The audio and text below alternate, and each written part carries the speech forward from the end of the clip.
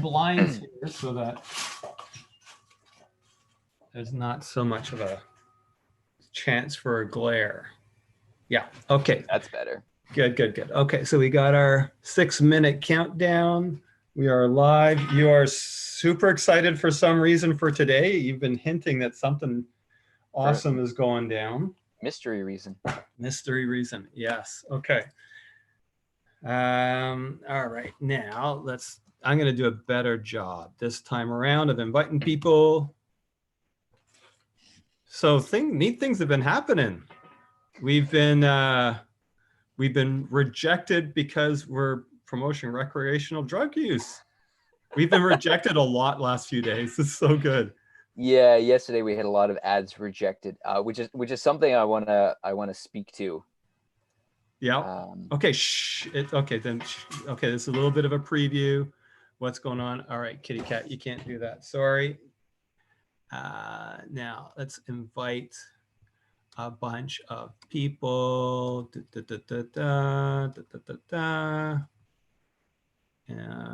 going to invite all of you people. Okay.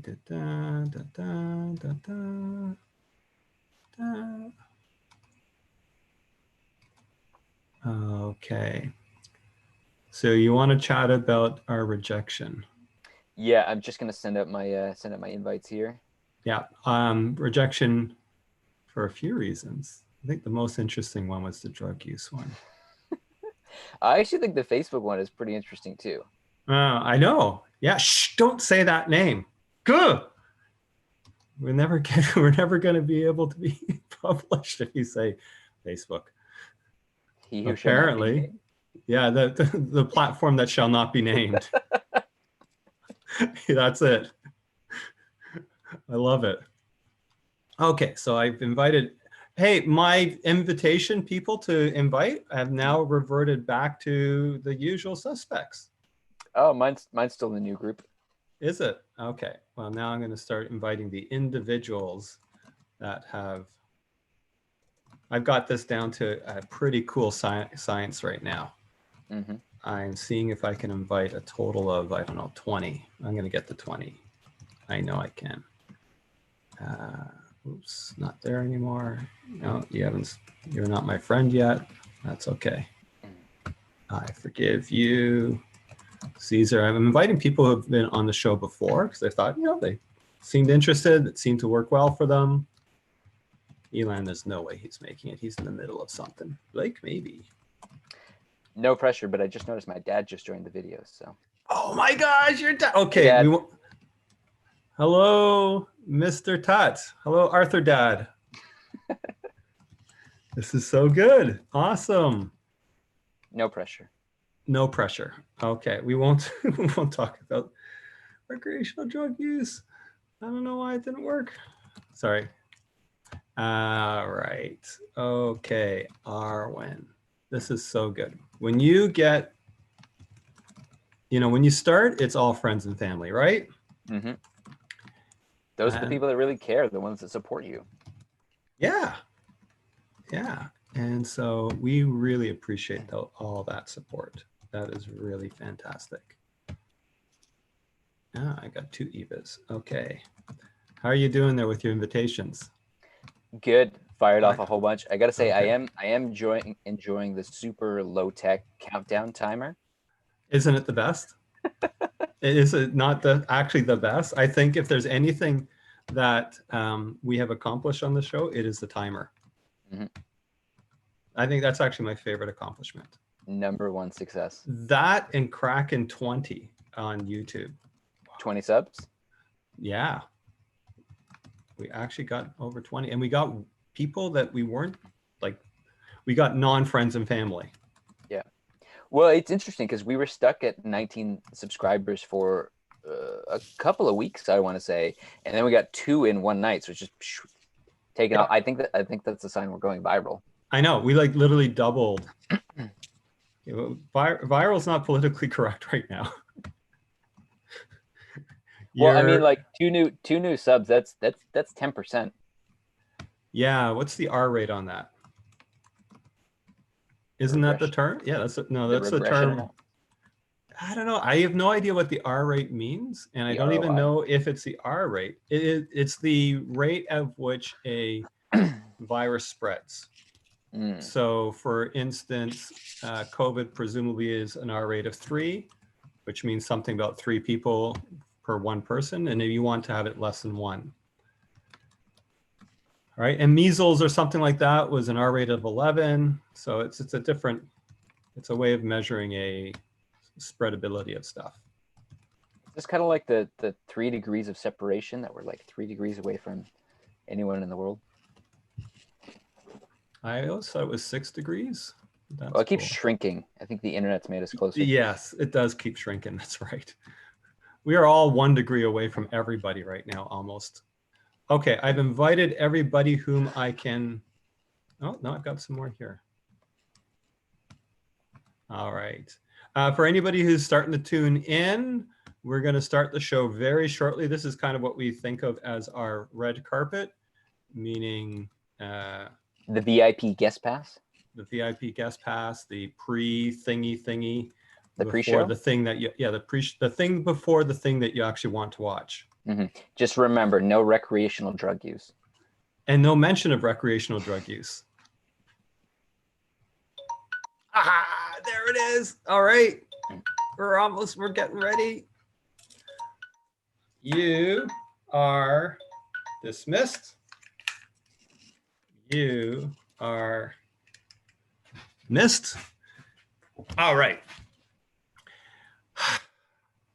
Ready? Just breathe. We are live with COVID Marketing episode 26, the show to support small biz, not just to thrive, but to survive. That's not how it goes. Survive but thrive? Yeah, that's it. Okay, so this is going to be one of those days, not just to survive, but to thrive. Week daily at 11:11 Eastern Standard Time. If you have questions on marketing, business, or well, whatever, let us know in the comments wherever you find folk are seeing this. I am Brent Kobayashi, president of Kobayashi Zeitgeist, a marketing agency here in Toronto, Canada. And this is Mr. Arthur Tutt, also of the Kobayashi Zeitgeist. Hello. And pan over to me, sunglasses off, eyebrows up, and we're ready to go. Got it down to a science. Yes, it is quantum mechanics. Let's not go there this time again. So feeling really good about this. Episode 26 here. We're almost about to hit 30. Yeah. So it's almost a month that we've been doing this thing. We need to like celebrate prime. You know how people celebrate like 100 and 10 and 1,000 and 1,000,000? Let's start celebrating prime numbers. Our prime number episodes must be amazing. So coming up 29? I don't know. I actually don't know. Episode 29 is the big one. So the celebration. Okay. Yep. We're celebrating prime. I think that's just, oh my gosh. So many good ideas. The ideas. The ideas are exploding. Yes. Okay. I know you're super excited about this show. What are you excited about? Well, I'm excited for a number of reasons. So first of all, a big shout out to Kinga, who's been one of our big followers all along. She called me out yesterday because I was wearing this sweater. She's like, you got to put the jacket back on. People need to see the pocket square. So thank you to Kinga for keeping us accountable, keeping us looking sharp, keeping us on the top of our game. I love it. Kinga's actually, I think, VIP number 1. Yeah. And she's like, nope, your thing, Arthur, is style. Mm-hmm. So keep it going. Love it. Thank you, Kinga. And so why I'm getting excited for today is, so what we've actually done. So we've been running this COVID marketing live stream now, 26 episodes in. And what we started doing is taking the episode and then chopping up into little kind of 1-minute segments, very much inspired by Gary Vee. And what I did yesterday is I took a bunch of those 1-minute segments and started playing them out on the internet, started playing them around the world. Because we want to start getting the word out locally, but also using it as a chance to experiment to see, okay, how does online advertising, how is that in different places around the world? Because something that's really cool about platforms like Facebook and Google is you can advertise anywhere in the world. Love it. And with different places, based on how much advertisers value that location, is going to influence what the price is of advertising. And so started a number of experiments. So both locally here in the Danforth Village in Toronto, but also did downtown Toronto, did Manhattan, New York as a super high density, busy place. Yep. But then also went to North Dakota in the US, went to Berlin in Germany, went to Bali, went to Rangpur in Bangladesh, Venezuela. I went to, where else did we go? Anyway, I had a whole list of 10 different locations around the world, North America, South America, Africa. I went to Ghana, went to New Zealand. So This really is just so good. Yeah. all the different places around the world, because I wanted to see what is the cost of advertising. You know, everybody says if you can make it in New York, you can make it anywhere, right? That's the big thing. And I think we forget that, well, yeah, we can make it in New York from not New York. Okay, yeah. Continue. So have you had any early feedback on this? So the first, like any response? Well, the first feedback that we got was actually from Facebook and from Google, because what they actually did is they rejected our ads. Yes, that's right. For the most ridiculous feeling reasons. So started running the ads last night, and then Brent started emailing me, asking me, Arthur, why are we getting all these rejection emails? And so what's really interesting here is Facebook and Google are two very different platforms. They have very different ad policies, and an ad that's fine on one platform might get banned on another platform. Sometimes, and something to keep in mind as well for somebody who wants to advertise on these platforms, depending on the situation, sometimes an individual ad will get rejected. Sometimes a whole ad account will get denied, shut down. Just something to keep aware of, because they do have strict policies. Quick little story. A client I've worked with in the past was a hypnotherapist, and a lot of what she helped with clients with was weight loss. And so Facebook was very touchy about talking about weight loss, and actually disabled her account several times. Luckily, I was able to appeal it, get it back up, but just something to keep in mind. Do look into the policies for each platform, because they can be finicky. But and appeal. Like that's the yeah. message there. Like appeal, because these takedowns are usually algorithm based. They have nothing to do with the real person, and an appeal bumps it up to a person. Exactly. And so what's interesting is, so we took 10 video clips, and the exact same 10 clips, put them on YouTube and put them on Facebook, and the ads got rejected for completely different reasons. So first of all, on Facebook, the ads got rejected because in the ad copy, the text, because we said the word Facebook, and Facebook is a protected, branded word, because we said the word Facebook in the text. And we said it how? We said, for people who want to follow our show, find our Facebook page. And there wasn't a link to the page. We just said, find our Facebook page. And so because there's an Easter egg hunt. Because we said that, Facebook rejected the ad. Less severe, but what we also had before is one time in the copy, we made some mention, if you like our show, leave a comment below. And because we said leave a comment below, Facebook deemed that to be a low quality ad and said, we're not going to show this to as many people. So just to be aware, Facebook can be kind of finicky with the ad itself. Now we go to Google. Now we go to YouTube. And I thought, all right, Google, they're not going to create a fuss here. And so in this case, only one ad got rejected. But it got rejected because we mentioned recreational drug use. Did we? Now, here's the thing. I rewatched the video. I reread the copy, and I can't find any instance that made any reference to recreational drug use. Wow. At all. Like euphemism, like, writing with a pen is smoking a joint? I don't know, something like that? Nothing even close to that. There's a part of me, it's only a 45-second clip, so there's a part of me that actually wants to play it right now, although I don't know if people would be able to hear the audio. They would if you shared screen and say show audio. Okay, do you want to try that? Yeah, go for it. Get our viewer Okay, feedback. so this is good because I am absolutely positive that there is probably some sort of slang term that we just accidentally tripped over. This is my theory. Let's get some viewer input on this one. All right, just everybody. a second while I load this up here. Recreational drug. The first reaction that I had was like, what did I say? what did I say? I don't remember talking about recreational drugs, but what did I say? Okay, so which video was it here? So is the video on aggressive time management? Aggressive time management. Okay. While you're high. Obviously. Yes. Aggressive time management. Okay, you have to share screen. Yeah, let's see if we can do this here. Turn up the volume. Share screen. All right. All right, so you can see my screen here? Yeah. Okay.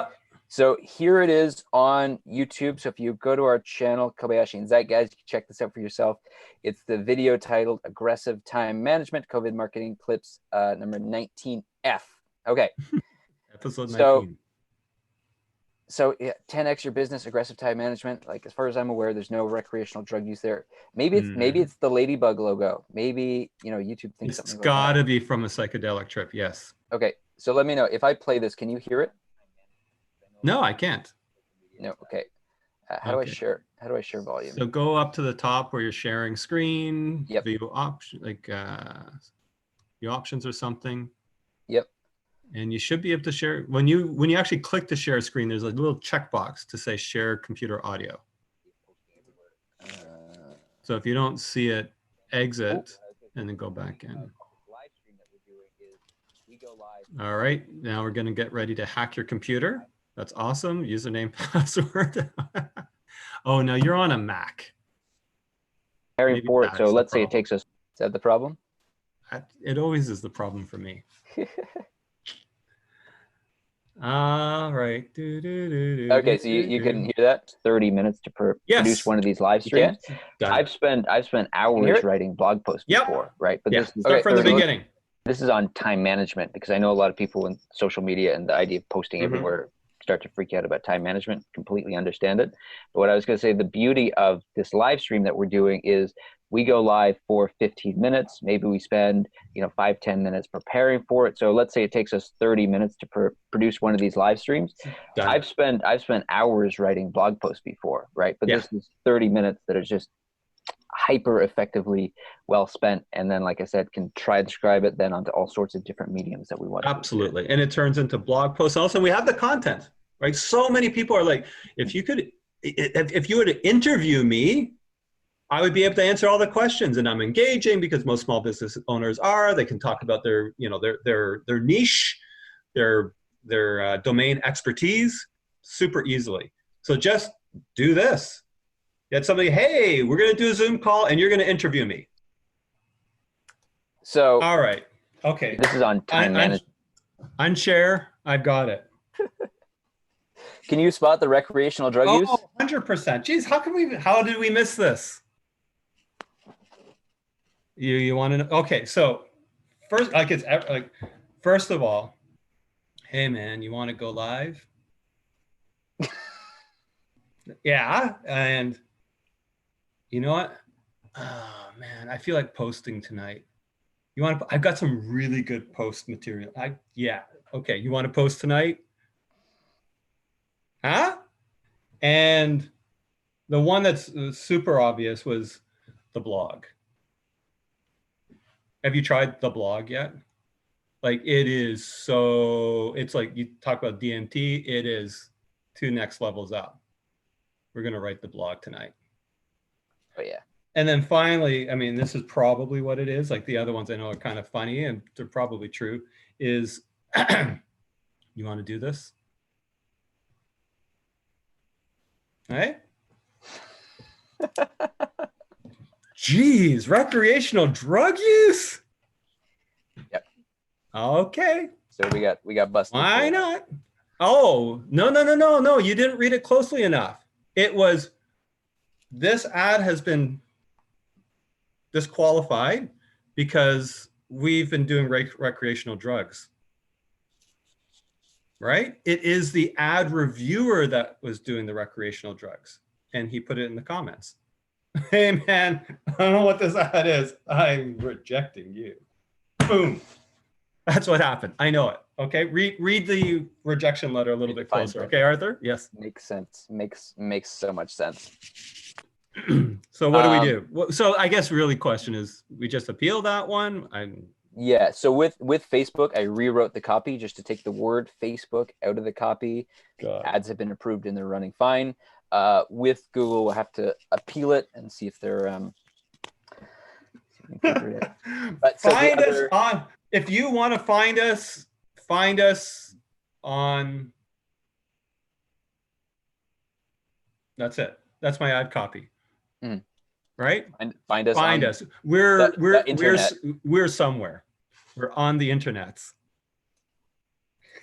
So yeah, so that was our journey with putting some ads out and getting rejected and kind of dealing with that and handling that process. Par for the course. And yeah, the interesting thing for me as well is like different platforms handle different ads different ways, and what's fine on one platform will be a problem somewhere else, and vice versa.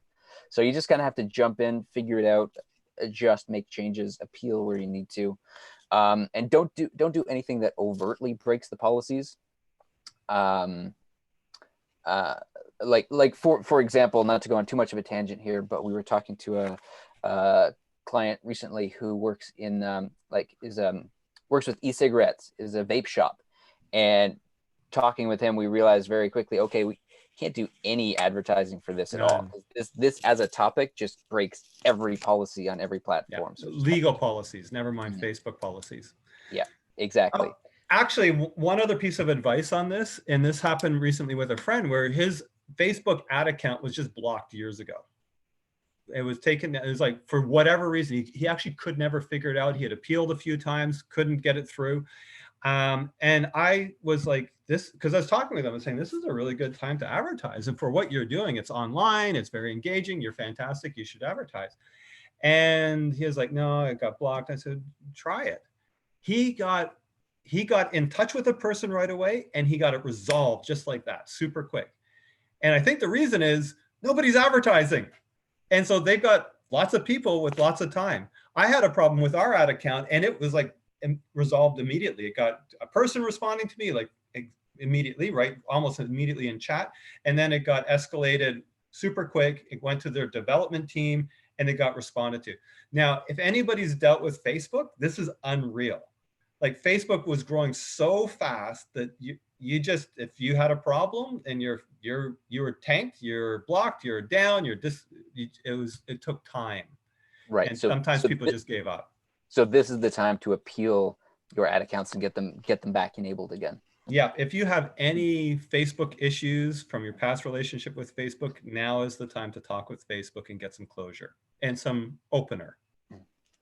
One more thing I want to say here before jumping into some of our initial early results as well, and I think this is really important for business owners to realize, because we've talked before about the importance of kind of posting everywhere, and what I want to talk about here is to not get caught up in platform dependence, right? Because Facebook is a great platform, YouTube is a great platform, but for whatever reason, your ads may get rejected, your account may get shut down. And so if your entire business was built on Facebook and then Facebook just decides one day, hey, we don't really want to do business with you anymore, that's where you can get into a lot of trouble. And so this is where being on multiple different platforms, whether that's Facebook, YouTube, Twitter, TikTok, whatever that might be, but then also the importance of having your own website, your own blog, and your own email list, because an email list is something that you own that, right? An individual could unsubscribe from your email list, but no platform can take away your customer email list. You own that. Yeah. Yes. I almost want to just stop there and just say yes, but I want to talk a little bit. So I think a lot of people confuse a marketplace from an asset. So a marketplace like Facebook and YouTube and all that type of stuff is fantastic, but it's a marketplace that you do not own. your website, your email list, your SMS list, your customer list. You own that. Actually, when you sell a business, your customer list is actually one of the primary things you sell. So yeah, whatever you do, be looking to convert from one platform into something you own. Because if you are completely dependent on one platform, like we've been through this show so many times, like this play, right? The act was, oh my God, Facebook pages, so awesome, organic reach, all that kind of stuff. Oh my God, not anymore. You have to pay for it. You're not going to be shown as much. You were spamming it too much, darn marketers, which is always what happens. And so therefore, it's not as very high value. And then for a while there, Facebook groups, which is still pretty good, but at one point, Facebook groups was just ridiculous in terms of being able to get engagement.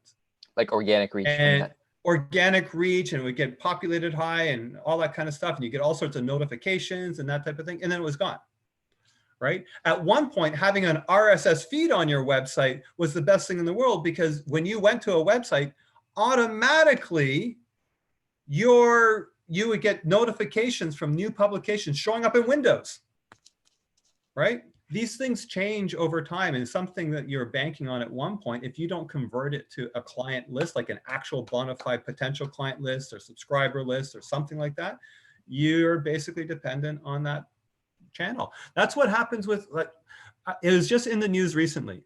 Amazon, and this was against their policies and they're looking into it, but Amazon has their own products, right? So they'll sell Bluetooth speakers.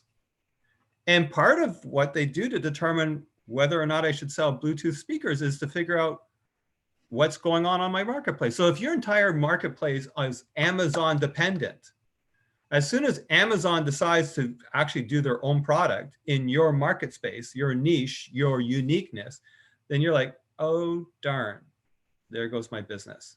So whatever you do with your Amazon sales, look to convert them to a client list, not just say, oh, great, Amazon, I'm making lots of money. It's just a marketplace. You do not own that marketplace. If you're in a shopping mall, you don't own the shopping mall. And if the shopping mall decides to up your rent, you're out. And if you are dependent on that location, it happens with location-based businesses all the time.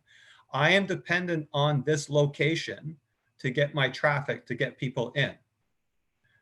My landlord is like, wow, rents have doubled and tripled in this area. It's so good. I am now taking your rent from $2,000 to $10,000 per month.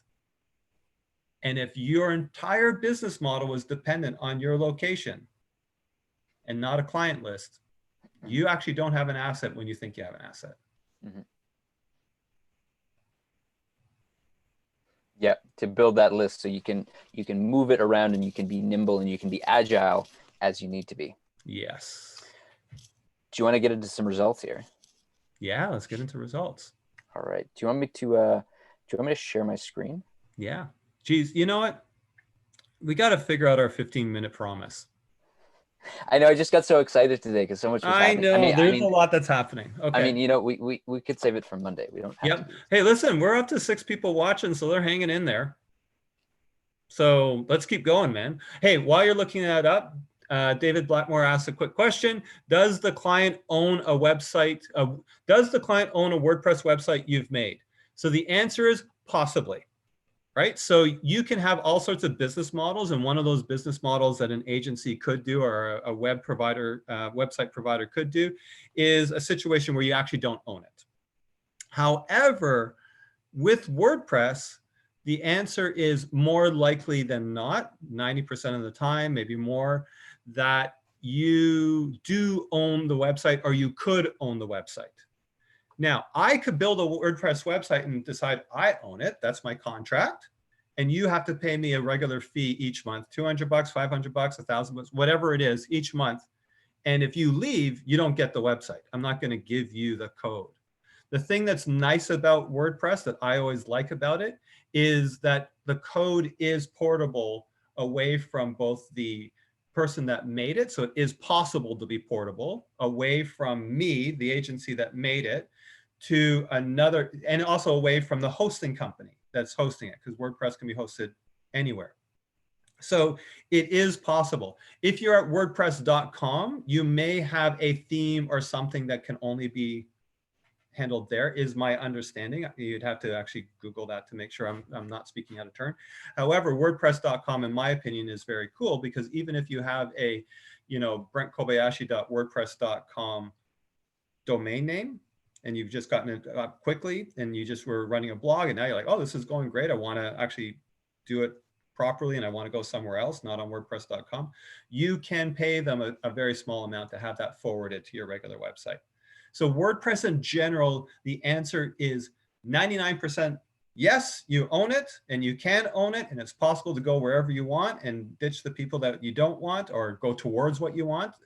But it's not 100%. So if there's somebody out there and you're like, I don't know, what about in this situation? And you want to reach out to us, I'll be more than happy to look at it. All right, so that's the answer to that question. Patricia asks, see, I'm going to the people. Sorry, you've got some exciting stuff, Arthur. We can keep going, but Patricia asks, what kind of content can I post in groups? I think you can post anything. Well, so my first thought, because we had Patricia on a couple of weeks ago, and so I know she was working a lot with like teaching Spanish, doing a lot of singing, doing a lot of dancing. So my first thought that came to me is, Patricia, I mean, record a video of you singing one of your songs and doing one of your dances in a video. Just show people who you are and what you do. That's a great piece of content, and share that in a group. So, I mean, where I would go actually with that one is, when you jump into a Facebook group, don't just immediately start, especially don't immediately start selling, right? For anybody who's generally watching, I'm not really specifically talking with Patricia here, but say, hey, this is my services and all that type of stuff. Get in the group and actually go backwards, see what's going on in the group, understand the vibe of the group, because there are group moderators and there are group owners, people that we'd be like, hey, I don't like what you're doing. Can you please pay attention? This is not part of our policy, or you're out. They might even have like, you're just completely out. So the type of content you can post depends on the group. Let's go there, right? Because we're not talking about, can I post about recreational drugs and stuff like that. We're talking about, what will be allowed. It all depends on that group. So on some groups, especially local community groups, they will say stuff like, you can promote your business on this day of the month and this day of the month, like the first and fourth Tuesday of the month. You're good to put all your, hey, come buy from me posts there. Other than that, it's all about actually engaging and being part of the conversation and helping out whatever that group's purpose is for. So that's the kind of content you post in the groups, is the kind of content that the group wants. Spend a little bit of time researching what that means. Spend some time engaging to gain credibility. And then if it looks like, well, you know what, if I give this thing that's of value, the group will be cool and responsive to it. All right, you're excited. Want to see some results? Let's see some results. All right, again, these are very early preliminary results here. And I got to say, a big part of this, you can see my screen? Yep. All right. So first of all, what I want to say is a big part of this experiment was inspired by David Blackmore, who was asking about, a couple days ago, was asking about, all right, I'm a musician. How do I get out there? How do I increase my following? How do I get people to find me? And so that's part of what inspired Holy cow. That's part of what inspired this experiment to, all right, let's run some different ads around the world and see what happens. So just a quick recap.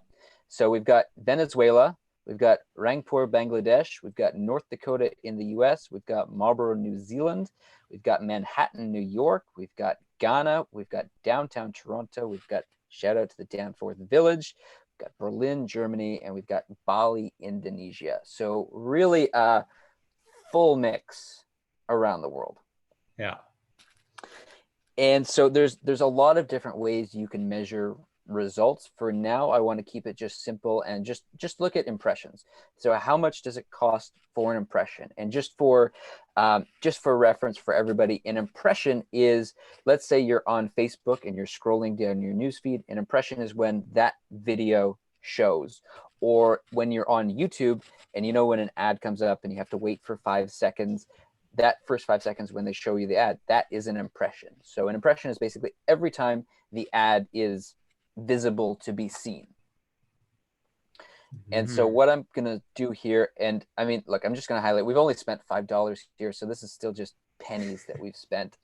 But I'm sorting here by number of impressions. And so we can see number one coming up on the list is Venezuela. And the other thing I want to mention, so in terms of demographic targeting, we've done people that are 18 to 65 years of age, male and female, and people that have expressed an interest in either they're small business owners or they're interested in marketing, online advertising, that kind of interest-based targeting here, right?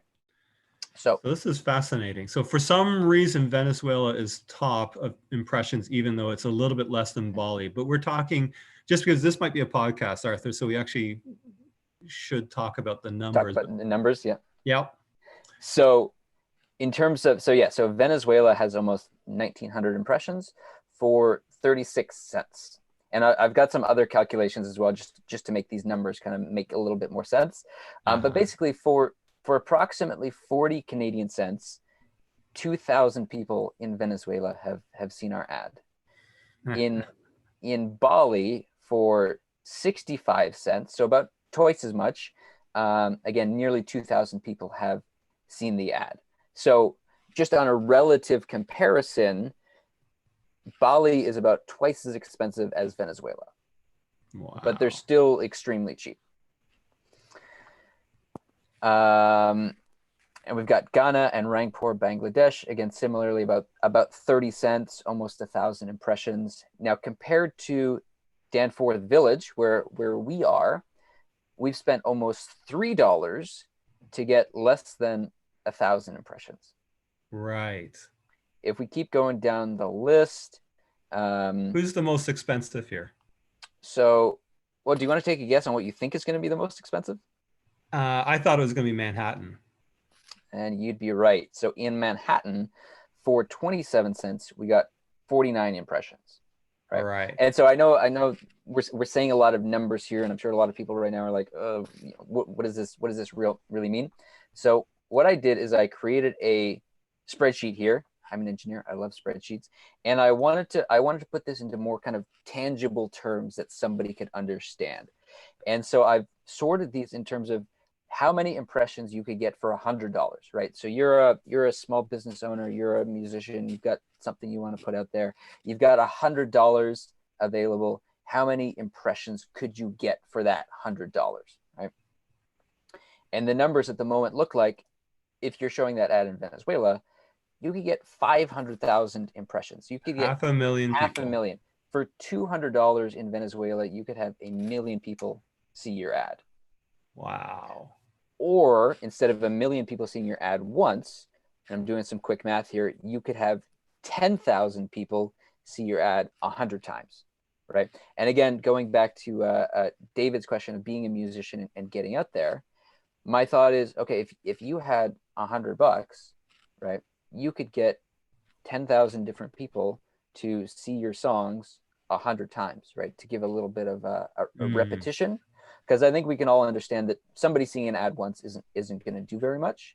Nothing. But if you could pick a, like my immediate thought was, okay, if you picked a neighborhood in Venezuela, in let's just say Caracas, in the capital, pretend like I know my geography here, right? If you picked a neighborhood that had 10,000 people in it, and so you kept that geo-targeting and you put $100 behind it, and so the same people kept seeing your music again and again, eventually somebody's going to be like, you know what? I really like his music. Yeah. This is from an artistic perspective, this is the one thing that's fascinated me the most, is if you have an artistic thing to do, I don't think geography has anything to do with what you are selling. It only has to do with, can you get to enough people that are going to like your thing? Especially something like music, because it really crosses, cultural boundaries, language barriers. It can really cut across all of that. It's about energy. And I feel like if, there's a lot of people that are hurting in the world right now, and perhaps hearing a bit of your music is going to make them feel a little bit better. It's going to be a bit uplifting to them. Or something that connects with them and at least allows them to, yeah, I love it. Yeah. Love it. Love it. Or maybe you're a yoga teacher and you want to share a yoga class with the world, right? There's so many ways that you could look at this and slice this. But what this is saying, because I think a lot of people, they think of advertising and they immediately think, oh, it's expensive. And really what we're trying to show here is that for $100, depending on where you want to go in the world, you could have a lot of people see your video. Yeah. Now, the flip side of that, so let's talk about Manhattan here, is obviously considerably more expensive. For the same $100, we've gone from 500,000 people to 20,000 people. Now, I do just want to acknowledge here, it's still insanely impressive to me that in Manhattan, right, like the busiest place on earth, arguably, for $100, you could still have 20,000 people see your video. Yeah. Like, that still blows my mind. So now, of course, all of this has to relate to an actual business model, right? Which is why we're thinking of stuff that can be outside of the scope of a tangible business that's going on there. However, there are two things that go on when you have a business. So say, for instance, you're a gym and you're doing online classes. And it's really, you want people to come to your gym, right? So like paying clients showing up at your gym. Paying clients showing up to your gym. If you are doing something online to do marketing, there is a way of connecting, maybe not Venezuela, but maybe outside of your geographic area, to get conversations going and things going. There was a campaign that we did a little bit of, but not a lot of, which was mostly around, hey, we want people that are interested in Toronto because they are the ones that we want to actually target. They're not in Toronto, but they're interested in Toronto. So there is ways of getting, of making this relate to a brick and mortar business. I think we would be interesting to think about what that could be. Well, I was going to say too, because you mentioned there's two sides to the coin here, and I think this is really important to understand the two sides. Because you're right. On one hand, as a business owner, let's just go with the gym example, right? You want paying customers who show up at your gym and pay you money and get a membership and come to the gym and show up and work out, right? That's a big part of the equation, right? But then there's another part of the equation where, let's say you're putting videos out on social media, right? You're putting a video out on Facebook or on YouTube, right? What's also important too is how many people viewed that video, right? Did 3 people view that video, or did 100,000 people view that video? Did it get likes? Are people leaving hearts on it? Are people leaving comments saying, you know, wow, I was feeling really tense, and then I watched your yoga video and now I'm feeling relaxed and I'm feeling great. Thank you for this, right? Yep. So there's a couple of things with that. And I think you're going to be going towards social proof, where people that are in your target area, the people that you actually want as clients, get to see, oh, this is actually something valuable. People are engaging in it. There's also the feedback that you get in your learning loop, which that can support. Also, in terms of the algorithms, and lots of different algorithms out there, and they all act a little bit differently, there is a real valuable use to having an audience that does amplification. So their purpose may not be to purchase from you. Their purpose, as far as a business objective goes, may be to amplify your voice, so that the engagements and the comments and the likes and the shares and all that kind of stuff actually does further penetrate your particular target audience. I'd also say it also insulates you and allows you to adapt, just like the client list thing. The more reach you have, the more you're able to say, oh, this is what's happening in the world today. And it doesn't necessarily have to be a pandemic. It can be literally like, my thing is starting to not be a thing anymore.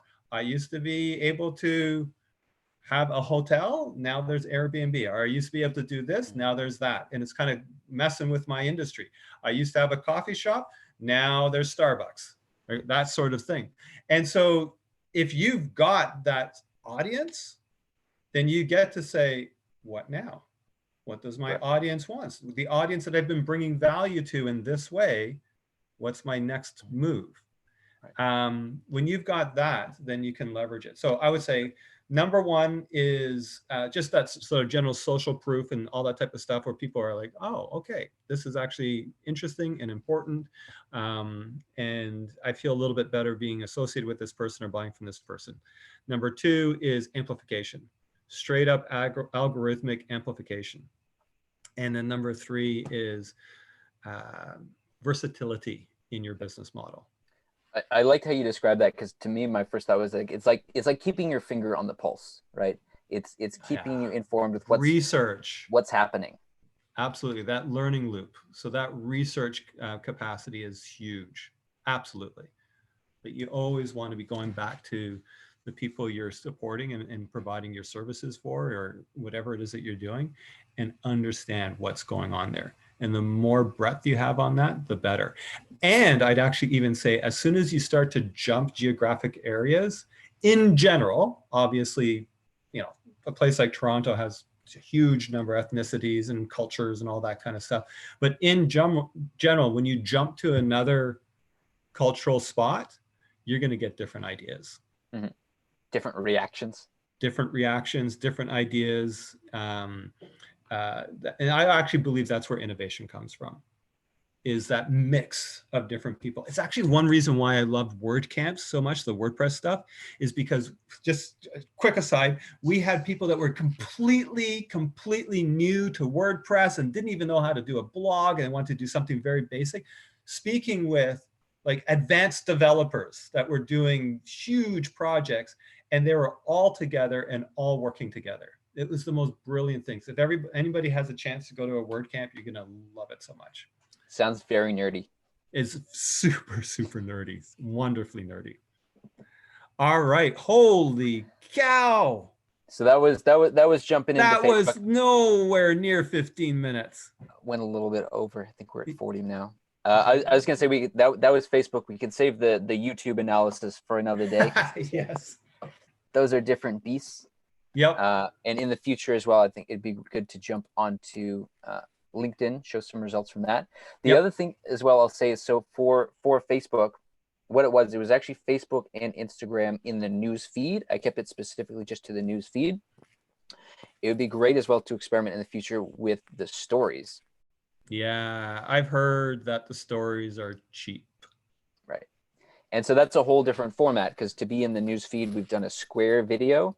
So to be in a story, then we got to do the tall format. So we have to change the format around. But again, I would love to experiment with all the like different platforms, different placements, and see how things do around the world. And like you said, it's research, it's data collection, it's seeing what's happening, how are people responding.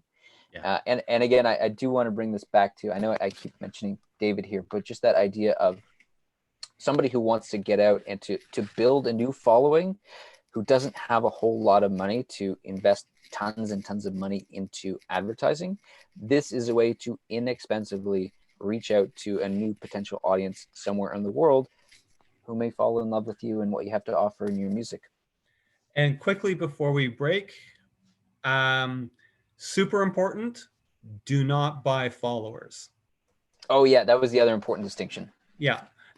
We got to get into it at another time, but just do not, if somebody says, I can get you 200 followers, I can get you 5,000 followers, do not buy followers, whatever you do. Right. And so that's an important distinction here. So what we're talking about is paying to get views, but still showing it to real people, as opposed to buying bots and followers and fake followers. Big distinction. Very big distinction. That's not the kind of social proof you ever want. It messes up what you're trying to do. I would rather you be like us, where we're at like 20 subscribers, 21 subscribers, right? Because that's what shows you your quality. That's your measurement as you go along. We could have 10,000 subscribers tomorrow. I could pay probably $1,000, I'm guessing, to get 10,000 subscribers. See, we hit the 10,000 mark. However, then my pool of subscribers is completely messy. I cannot tell who's a real person from who's a not, and it is a complete waste of time. I would rather see it go from 20 to 21 to 22 and stay at something. Oh no, what are we doing that's not quite connecting? And then so you really want to see what your actual results are reflected in your actions, because otherwise that learning loop means absolutely nothing. We had a client, sorry, I actually have to get into this. We had a client who had a Facebook page, and we bought 5,000. I was like, we're doing a bunch of stuff. I was like, holy cow, what did you do? You're like, followers on your Facebook, You're like, huge. your fans, it went from like 1,000 to 6,000 like overnight. Like, this is what happened. And he's like, oh, I just bought him for $200.